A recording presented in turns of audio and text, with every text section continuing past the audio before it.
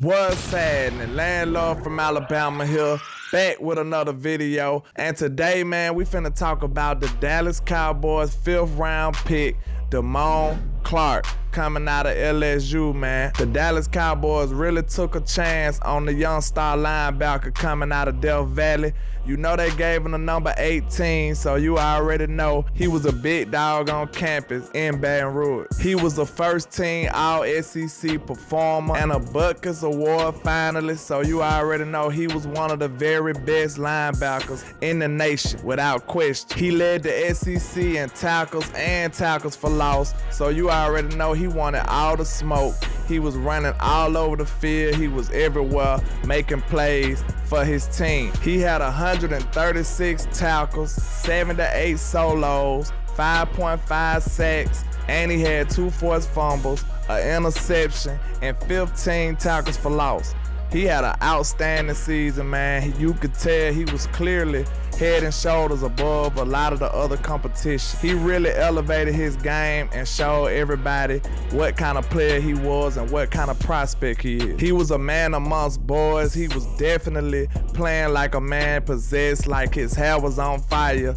Every down, every play I seen him out there in LSU, he was very manic, to say the least. He didn't play no games with him, man. He was really one of the leaders out there for the LSU Tigers. Okay, I can't lie. In the draft, when I seen the Deone slide, I really did want him bad, man. I wanted to call Jerry myself, or Texas grandson, or somebody, whoever drafting the players over there. But I really did want the Cowboys to select Deone because I knew what kind of player he was. I was begging for somebody just to pull the trigger on him, but we did pass up on him time after time. And you know, the filthy Philadelphia Eagles ended up drafting him. But when you compare Deone numbers to Damone Clark, man, Damone Clark numbers look much better in almost every aspect, every category, hands down. He looks like he's the better linebacker on paper, without question. So wouldn't it be real weird and funny if he end up being better, while you got other people out there saying that Deone gonna be better than the great Micah Parsons, which is very outlandish and unlikely. But that will be interesting to see what happens when the season come about. So that's gonna be something that people gonna be comparing for years down the line. Deone was drafted in the 3rd round and Demone Clark was drafted in the 5th. We still gonna get a consistent comparison between them two, especially because both of them in the NFC East.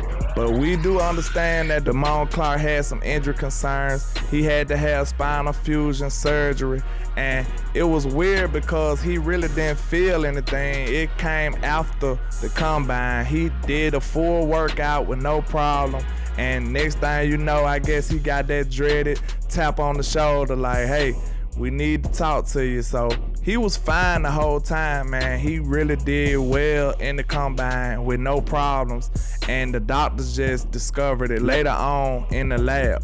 I heard him on an interview saying that if it was up to him, he would be playing right now. So you love to hear that from your player that's having injuries and stuff. That let you know that it's medical thresholds that he gotta cross. It's not necessarily him not being physically able to perform, but you know, the doctors want to be careful and want to put him in bubble wrap and make sure he healed correctly so he can be maximized when he get back on the field. Most people was already saying it's gonna be a red shirt year for him, but you know, our Stephen Jones already was saying that he don't believe it'll have to be that long. He feel like that Demone Clark could make his debut this year for the Dallas Cowboys, and that would be outstanding and probably shocking to a lot of people. But I do love the attitude I hear from him. He seems like he's a team first kind of guy.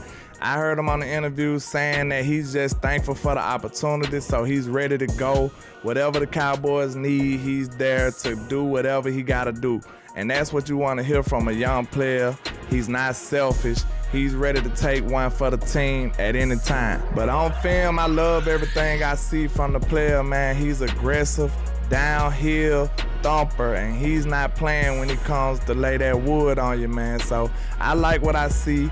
He's fast, agile, and he looks like he was made to play the linebacker position. He's a very versatile player. I seen him going man-to-man against some running backs out the backfield. I seen him even covering a couple tight ends. They comped him to Jabril Cox, so you already know that he should have some decent coverage ability. But I do like his attitude, the way he's coming about doing his business. You know that he got overlooked by a lot of teams because of the injury, so he gonna be a player with a chip on his shoulder. Not like Anthony Brown, but he's really gonna be out to prove everybody wrong that doubted him. So you love to have players like that that's on a mission to show all the naysayers and the doubters that they are the real deal.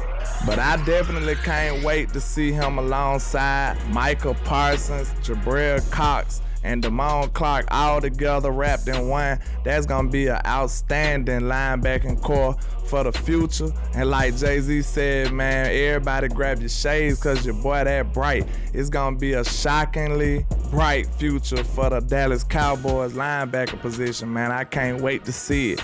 But with that being said, that's all I got for you today, man. Just holla at your boy, Landlord from Alabama, with the same handle on all social media, man. And like I say, 1K, one love, Cowboys Nation. Let's go.